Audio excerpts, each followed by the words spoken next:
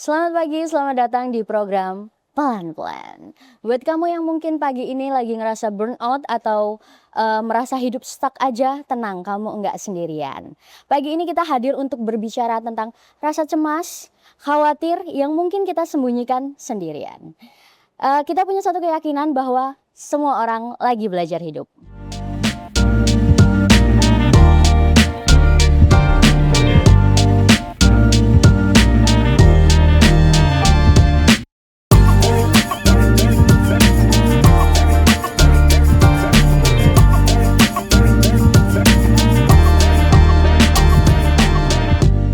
Pagi ini udah hadir bersama kita Mas Novi. Beliau ini seorang dosen di salah satu universitas swasta yang ada di Yogyakarta.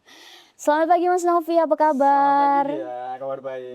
Terima Bahagia. kasih Mas Novi sudah menyempatkan waktu untuk mengisi acara ini. Pagi ini kita ingin mendengar nih cerita dari Mas Novi, tapi bukan sebagai dosen yang sukses, tapi sebagai sesama manusia yang mungkin pernah berada di fase bingung, yang merasa bahwa hidup itu enggak selalu mulus gitu. Kita mulai dari Mas Novi, tahu nggak kalau misal banyak dari kita itu tumbuh dari keyakinan bahwa hidup itu harus linier, Mas. Sekolah, sukses, terus bahagia. Padahal kan realitanya hampir semua orang itu pernah melewati fase terjal ya, Mas. Fase dimana rencana itu nggak selalu berjalan sesuai ekspektasi. Mungkin Mas Novi pernah berada di fase tersebut. Boleh berbagi bersama teman-teman di pagi hari ini. Terima kasih dia. Itu pertanyaan yang sebenarnya asik ya, umum ya, dan teman-teman juga bisa mungkin merasakan atau sedang dalam kondisi tersebut gitu ya. Yang pertama sebenarnya Mas langsung closing aja. Jadi sebenarnya permasalahannya itu ada di diri kita sendiri. Ini sebenarnya closing wordnya ya. Tapi kita akan jabarkan ya, Mas pernah sih di kondisi seperti itu. Hidup yang terasa linear gitu kan ya, yang bingung, yang apapun juga itu sebenarnya. Iya, kita akan bahas nanti per segmen pertanyaan, tapi itu adalah hal yang wajar. Karena pertama, kalau Mas sebagai seniman komunikasi Wong Jowo itu kami punya ada 3 tahapan dalam kehidupan manusia. Yaitu tahap pertama melaku, tahap kedua laku, tahap ketiga itu lelaku. Nah, kurang lebih seperti itu dia. Kalau disimbolkan di awal ini. Jadi ya memang itu hal yang wajar dan itu terjadi pada setiap orang. Ngomongin tentang gagal juga nih Mas. Di masyarakat itu kan banyak sekali stigma kalau sekali kita gagal itu artinya kita kalah. Dan menurut Mas itu seperti apa? Dan kalau misalkan kita sekali gagal nih Mas, itu kenapa sih kita merasa susah sekali untuk memaafkan diri sendiri atau berusaha untuk bangkit lagi, itu sesuatu yang sulit. Silakan Mas. Berarti pertanyaannya gagal dan bagaimana gitu ya. Nah, dulu waktu Mas pernah di fase itu, ya Mas akan menanyakan hal yang sama. Kenapa selalu ada kegagalan gitu kan. Bahkan sekarang pun Mas juga masih punya pertanyaan yang sama. Cuma responnya Mas sekarang udah berbeda dong. Dengan respon mungkin Mas di saat usia kalian gitu ya. Pertama gagal itu karena kalian tuh kan punya ekspektasi. Punya harapan kan. Punya ukuran gitu kan ya. Segala sesuatu ya pastinya ada masa di mana kita punya keinginan tertentu, punya pencapaian batas yang ingin kita capai, punya harapan atau ekspektasi tertentu, sehingga jika itu semua tidak tercapai ya kita anggap sebagai gagal. Atau kedua, kita dikondisikan atau diposisikan misal ya maaf misalnya dari orang tua, dari teman, dari lingkungan atau siapapun juga, kita dikondisikan atau diarahkan atau dipaksa untuk pencapaian tertentu yang kita hanya fokus pada pencapaian tersebut, ya kan? Nah, kita sudah hafal nih, kita sudah memahami, meskipun belum tentu bisa memaknai. Di saat kita tidak bisa mencapainya, disitulah kita melabeli diri kita atau orang lain atau pihak manapun juga eksternal yang menciptakan standarisasi kesuksesan. Kalau tidak tercapai ya berarti kita gagal. Betul. Tetapi ada fase nantinya kedewasaan itu yang akan menjawab sebaliknya. Nah, ini kemungkinan ada di pertanyaan-pertanyaan selanjutnya. Aksnya. Jadi wajar aja, jalani aja dulu kegagalan itu. Kegagalan itulah yang sebenarnya, nah ini kata kunci yang kalau boleh gini dari Mas adalah, Mas itu paling kurang nyaman dibilang orang yang sukses gitu ya. Manusia yang sukses itu dekat di kuping itu telinga itu kayaknya. Karena bagi Mas ini sukses itu subjektif banget sih ya, relatif banget. Mas itu lebih bangga, lebih seneng, lebih nyaman disebut bahwa Mas itu manusia yang pernah berulang kali gagal dan besar karena pengalaman. Disitulah Mas lebih kuat. Kurang lebih seperti itu. Mungkin boleh di-share sedikit Mas, pengalaman atau mungkin fase yang menurut Mas Novi itu fase terberat. Tapi kemudian Mas Novi bisa bangkit kembali gitu. Mungkin bisa dibagikan sedikit kepada pemirsa di rumah. Ya, pertama kita harus sadari dulu nih. Itu tadi ukurannya dari mana? Parameternya itu dari mana ukurannya? Kalau bahasa sederhananya, kita ada dalam apa dulu? Dalam studi, dalam pertemanan, dalam hubungan, dalam pekerjaan, berarti ada ukuran dong. Kita harus tahu dulu pertama ukurannya dari mana dulu. Dari diri kita, atau dari orang lain, atau pihak lain. Nah, kalau boleh diangkakan misalnya itu pencapaiannya 9 atau 10. Nah, kita mencapai mana nih? Ternyata kita baru 5 atau 6. Sebenarnya itu bukan gagal. Gagal itu adalah sukses yang belum dilabelin aja. Sukses yang belum diakuin aja. Contoh kalau kita boleh sebutkan tokoh-tokoh besar dunia, ya kan? Pencipta teori itu kan bagian penemuan yang pada akhirnya berdampak berguna itu kan tidak selamanya dari sisi akademis. Bahkan ada yang dari filsuf, bahkan ada dari orang awam yang dia menemukan apapun juga yang pada akhirnya dia ada dampak gunanya dan kemudian diverifikasi, diakui. Nah, inilah fase-fase inilah yang kadang kita terjebak pada diri kita sendiri, apalagi di usia teman-teman gitu ya, yang notabene maaf sekali lagi mungkin ada tuntutan dari orang tua, anak kayak ini seperti ini loh, kemudian kamu itu loh yang kayak gini. Nah itu maaf ya, dalam artian setiap orang berbeda, tetapi ada kan kasus seperti ini ya. Nah kita tahu dulu maksudnya orang tua tuh baik sebenarnya, cuma kita yang memaknai itu yang kadang terlalu dangkal, Terlalu terpressure gitu ya Mas. iya, karena semua orang tua pasti akan mengharapkan anaknya baik, anaknya sukses, bahagia, senang dan apapun juga. Itu kan sebenarnya label-label yang kita kenal. Tapi kita terlalu malas. Nah, Mas frontal aja. Karena Mas kan pernah di usia kalian, di fase terberatnya adalah memaknai kesuksesan itu sendiri. Contoh, memaknai kaya. Kaya yang bagaimana? Yang baik, yang pintar, yang bagaimana? Kita kan terlalu malas. Karena kita ingin belajar untuk memaknai itu semua, kita udah ditekan oleh ini tadi, validasi atau verifikasi pencapaian-pencapaian yang kita terjebak di dalamnya. Makanya ya kesadaran diri itu yang kedua sebagai kunci. Setelah tahu siapa nih yang menciptakan kesuksesan ini, siapa? Orang tua kah? Pekerjaan, perusahaan, teman? Kita tahu artinya apa? Bahagia menurut mereka itu yang seperti apa? Menurut kita, diri kita seperti apa? Nah, itu sebenarnya cara-cara belajar sadar bahwasannya sukses ini sangat relatif. Suksesnya orang tua itu sebenarnya relevansinya dengan saat ini itu akan berbeda, jauh berbeda. Nah, kegagalan diri kita sendiri menyadari dan memaknai inilah yang menyakiti, sehingga di era kalian ada yang disebut istilah fase mental crack dan sebagainya sih kan. Nah itu karena sebenarnya kalian menyakiti diri sendiri, bukan goalnya, bukan tujuannya, tetapi kalian lupa prosesnya itu sendiri sebenarnya udah kesuksesan. Contoh kalau kalian ngikutin FYP yang real atau sound kan, di zaman ini aja sudah tetap bisa bertahan waras, itu sudah pencapaian. Sudah pencapaian. Ya, Betul, ada betul. kan yang real saat Iya, betul sekali. Itu artinya apa? Ya nggak cuma kalian, di semua lini usia, di semua lini fase itu mengalami yang namanya kegagalan, belajar, menghadapi kehidupan yang penuh tekanan, semua menghadapi itu. Cuma perbedaan jiwa pribadi serta kesadaran diri manusia, nah ini yang berbeda. Ini yang harusnya bisa kalian adopsi untuk metode pembelajaran lebih dewasa lagi. Harusnya poinnya seperti itu. Program pelan-pelan. Pelan-pelan, Pak. Betul. Mungkin nanti di segmen berikutnya kita akan membahas sedikit lebih dalam tentang mental health tadi ya Mas ya. Pertanyaan terakhir nih Mas di segmen 1 ini. Kalau dari Mas Novi sendiri kan tadi sudah bilang saya itu adalah manusia yang berkali-kali gagal, penuh pengalaman seperti Mas ya. Kalau Mas Novi bisa kembali ke masa itu, apa satu pesan yang ingin Mas Novi sampaikan kepada diri Mas sendiri?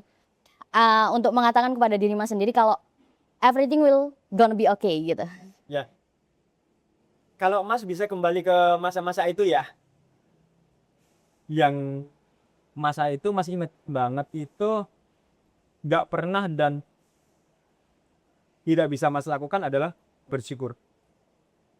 Kalau Mas bisa kembali di usia kalian, apapun juga yang terjadi hari ini, jam ini, detik ini, apapun juga yang Mas hasilkan, baik itu baik buruk, Mas akan syukur gitu. Itu aja. Itu dia satu pesan mendalam dari Mas Novi, yaitu jangan lupa untuk bersyukur. Pemirsa jangan kemana-mana, kita akan lanjut ke segmen berikutnya.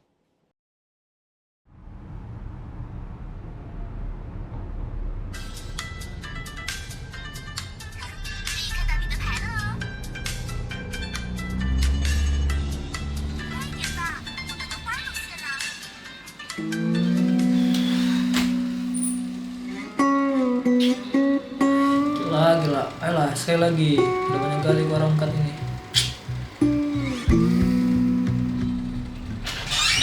Assalamualaikum. Waalaikumsalam. Ngapain aja, Dim? Gak ada, Ber. Jujur aja, jadi lagi kan? Iya, Cok. Berapa emang? Habis banyak gua. Main gituan gak bakal menang, Dim. Cuman bikin bandar kayak aja. Kita main sama mesin. Jadi gua kan? pengen modal gua balik aja sih, Cok. Gak bakal balik. Gak bisa ngarepin ini balik lagi. Udah lah, belum terlambat berhenti. Ya kan? Ya, men. Jangan tunggu semuanya hilang. Lindungi masa depanmu, berhenti sekarang.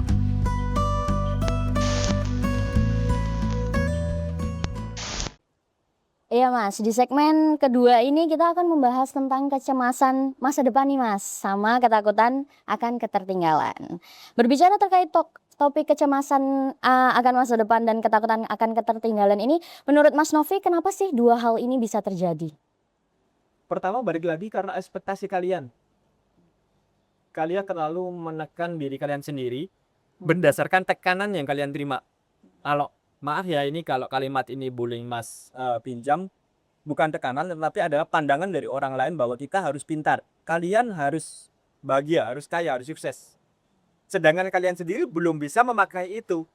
Sehingga kan di situ timbullah tekanan kan, semacam ancaman. Ini takut gagal, ini takut mencoba dan lain sebagainya. Karena lebih sebenarnya kalau kita boleh mundur dulu dari sejarah psikologi zaman sekarang ya, kasusnya ya di usia kalian ya. Kalian lahir di era-era milenial kalau tidak salah ya, di tahun 2000-an sekian ya. Oh. Nah, tahun 2000-an sekian kalau secara psikologi kependudukan berarti orang tua kalian itu setidaknya 80 dan 90-an. Kalau tidak salah. Berarti di saat kalian umur 10 tahun atau remaja ya 10 sampai 15 tahun itu di rentang teknologi itu sudah mulai maju. Berarti di saat remaja kecilnya kalian itu sudah ada peralihan teknologi di mana kalau kita di teman-teman komunikasi penting sekali arus teknologi informasi. Nah, di saat mungkin belum semua orang tua kalian itu bisa paham dengan how to use gadget atau teknologi digunakan sebagaimana tepatnya atau baiknya, kalian sudah dihadapkan pada teknologi informasi yang sedikit memaksa kalian untuk aku mainan teknologi, aku mainan HP, aku mainan gadget. Nah, ini kan sebenarnya yang mendegradasi penalaran akhlak hingga adab. Sehingga Kalian mungkin pintar, kalian mungkin tahu, paham, tetapi lupa pondasinya bahwa akhlak, adab, nalar ini terkikis oleh teknologi informasi yang mungkin dari mungkin ya asumsi Mas ini opini Mas, beberapa orang tua masih fail, gagal di situ untuk menjelaskan bagaimana, maaf misalnya kalau di Jawa unggah ungguhe piye, sebelum kalian posting unggah ungguhe piye yang gitu. Nah itu yang mungkin ada missing link di situ, sehingga kegagalan, kecemasan tentang masa depan dan lain sebagainya dimulai dari situ. Kedua, setelah kalian dewasa, sebut saja pada saat ini kalian harus dihadapi dengan lingkungan, dengan berita-berita informasi ya betul cekak aus kalau orang Jawa bilang ya kan, harus sepersekian detik kalian harus mampu menerima itu, memahami tanpa sempat memfilter. Loh kok nggak sempat, kenapa Mas? Ya itu tadi, karena filter kita sebenarnya fondasi. Kalau sebuah bangunan, kalau bagi Mas ya, itu prinsipnya yang paling penting adalah fondasi dan atap. Karena dinding sebuah bangunan macam-macam. Bisa berupa, kalau di Jawa ada pendopo, ada dinding bata, batu bata, ada dinding kayu, batu, apapun juga. Dan interiornya macam-macam, modelnya macam-macam. Tetapi bangunan yang kuat itu pasti akan dilihat fondasinya bagaimana, atapnya cukup menaungi nggak. Nah itu adalah pendidikan dini kalian. Pertanyakan itu, dan pendidikan tinggi kalian digodok nggak di situ. Karena kalau kita bicara menengah, studi menengah, itu kan memang lingkungan kalian berkembang. Nah, pada saat kalian berkembang ini, frame atau pagar-pagarnya bagaimana dari orang tua, bagaimana dari lingkungan, bagaimana dengan media, bagaimana dengan mental kalian sendiri. Nah, ini akan mempengaruhi kecemasan kalian menghadapi masa depan. Karena apa? Terbiasa melihat informasi pada hasil akhirnya. Lupa mengenali prosesnya. Itulah kenapa pupuran kesuksesan hanya pada akhir hasilnya. Padahal sebenarnya kalau dimaknai kesuksesan itu ada di setiap langkah prosesnya. Sehingga kalau sudah bisa memaknai ini, tidak ada lagi kata gagal. Itu kata kuncinya sebenarnya. Berarti salah satu langkah untuk menghindari atau mendefense diri sendiri dari kecemasan itu tuh kita harus menurunkan ekspektasi atau berhentilah untuk membandingkan proses internal masing-masing gitu ya Mas ya. Turunkan ekspektasi, harapan. Jadi yang namanya komitmen dengan motivasi itu berbeda. Motivasi, misalnya kamu ingin baju A gitu ya. Itu bisa berubah. Yang namanya motivasi itu bisa naik, bisa turun, bisa langsung hilang. Tetapi berbeda dengan komitmen. Aku ingin baju itu karena aku butuh ini. Aku pengen baju ini itu karena aku biar apa, untuk komit, sehingga apapun juga yang terjadi kamu bisa menerima itu. Tetapi kalau motivasi bisa naik turun, bisa ganti. Di motivasi tidak ada kedisiplinan, tetapi di komitmen ada kedisiplinan, meskipun dia modelnya persisten ya. Itu caranya. Jadi tahu dirilah, maksudnya ekspektasi kalian seberapa, siapkan plan B-nya. Dari 10 coba kalian bersyukur dapat 7, bahkan 5. Kemudian yang kedua, sadar diri. Ini yang sutik di kalian, sadar diri. Bahwa setiap orang berbeda. Betul.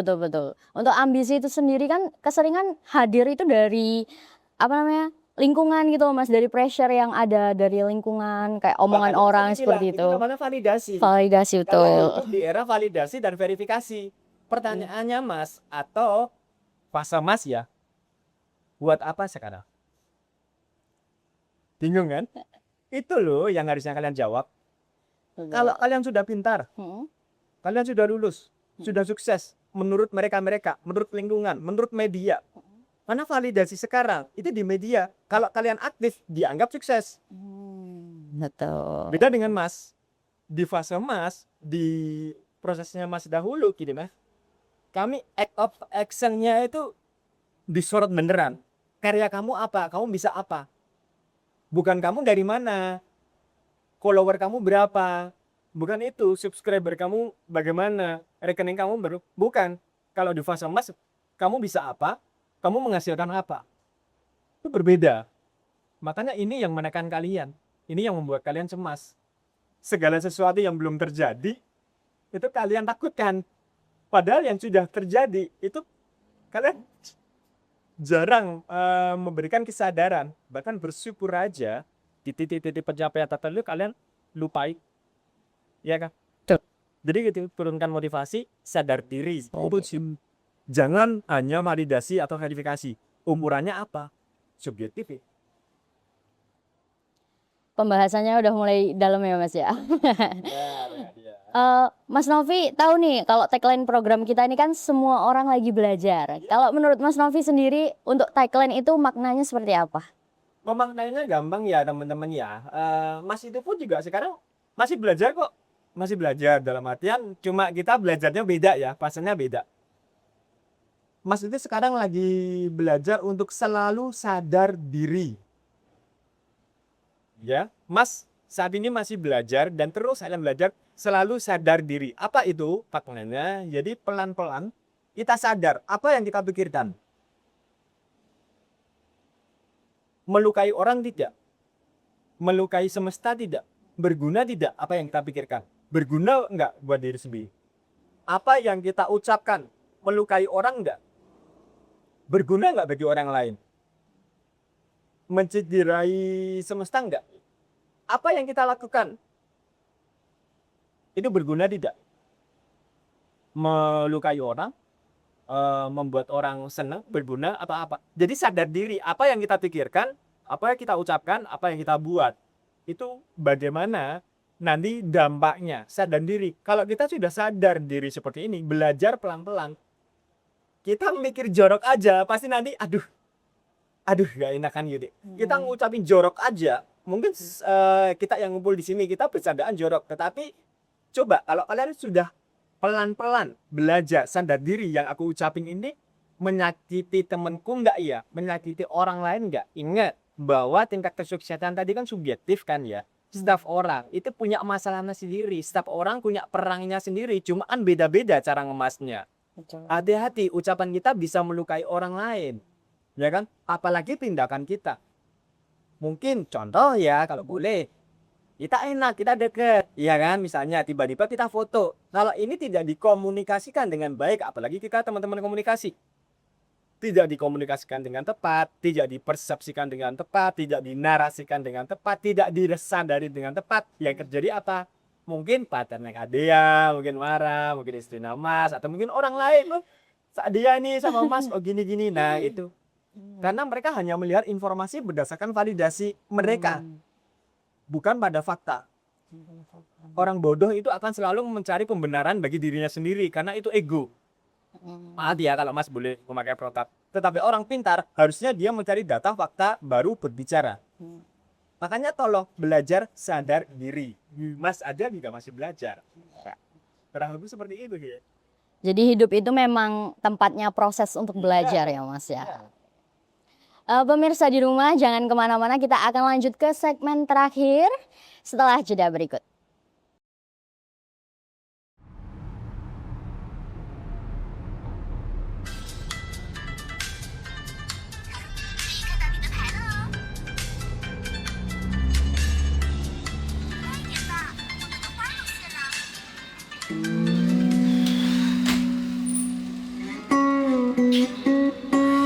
Gila. Ayolah, sekali lagi. Udah banyak kali gua rongkat ini. Assalamualaikum. Waalaikumsalam. Ngapain aja, Dim? Gak ada, Ber. Jujur aja, jadi lagi kan? Iya, Cok. Berapa emang? Habis banyak gua. Main gituan gak bakal menang, Dim. Cuman bikin bandar kayak aja. Kita main sama mesin. Jadi gua kan? pengen modal gua balik aja sih, Cok. Gak bakal balik. Gak bisa ngarepin ini balik lagi. Udah lah, belum terlambat berhenti. Ya kan? Ya, men. Jangan tunggu semuanya hilang. Lindungi masa depanmu, berhenti sekarang.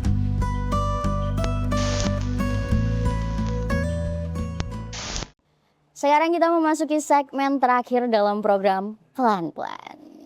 Nih Mas, kita ini kan hidup di era yang super cepat tadi Mas. Seperti yang Mas katakan, pesan yang begitu yang kita harus berusaha untuk menerima itu secara cepat.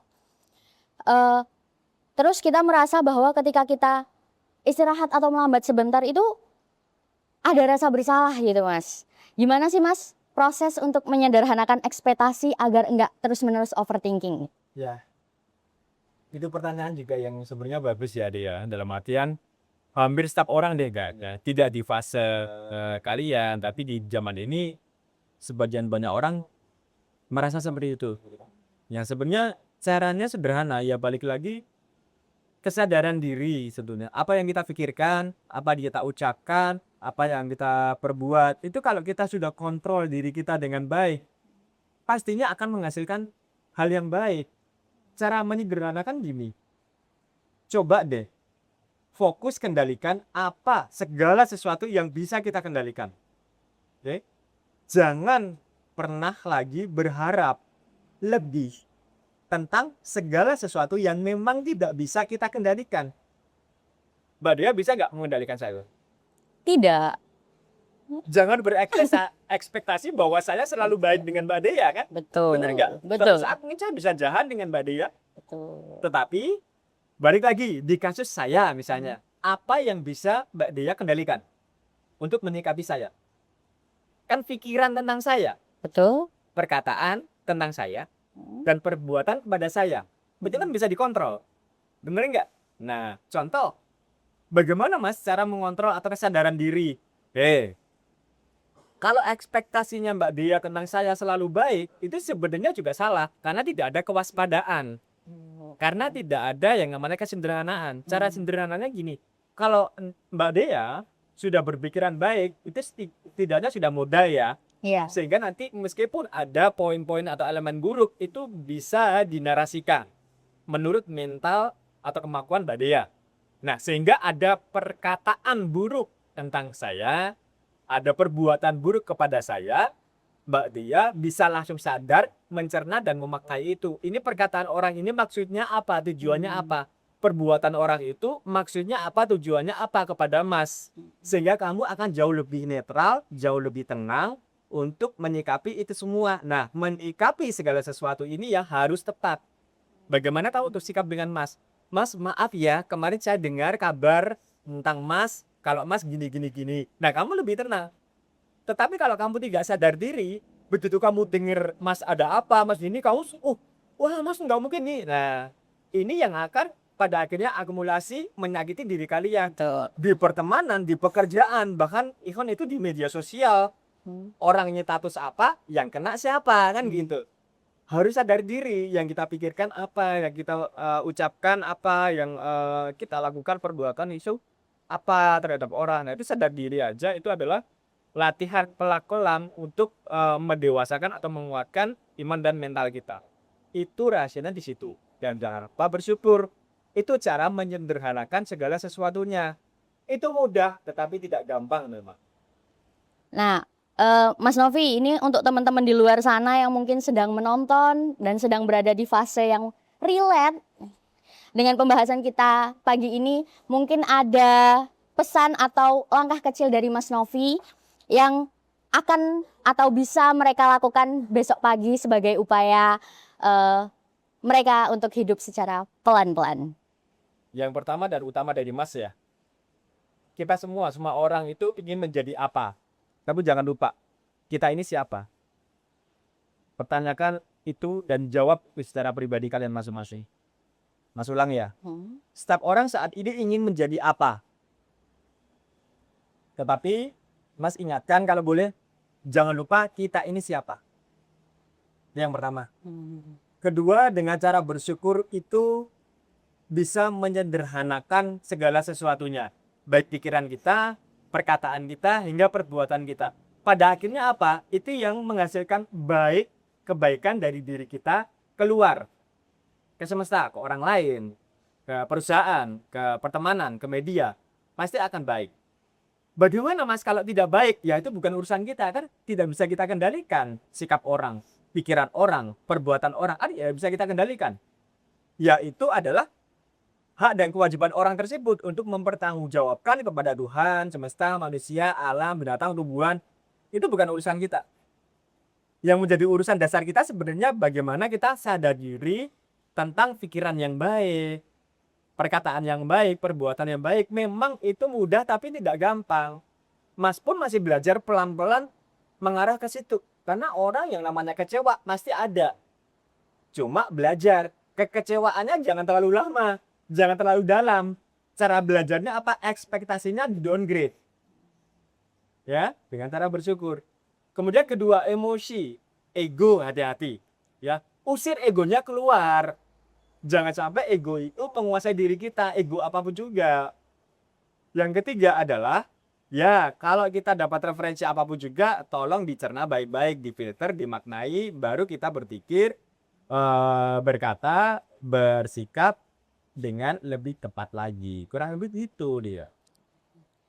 Untuk kalian yang lagi nonton di rumah, mungkin merasa relate dengan pembahasan kita pagi ini, tenang, kalian enggak sendirian. Tapi tolong mulai hari ini berhenti bandingkan prosesmu dengan proses orang lain. Tarik nafas, maafkan dirimu, dan percaya bahwa kegagalan adalah proses menuju kesuksesan. Dan satu lagi, kita semua di sini masih sama-sama lagi belajar hidup. Saya Dea pamit, sampai jumpa di obrolan selanjutnya. Selamat beraktivitas.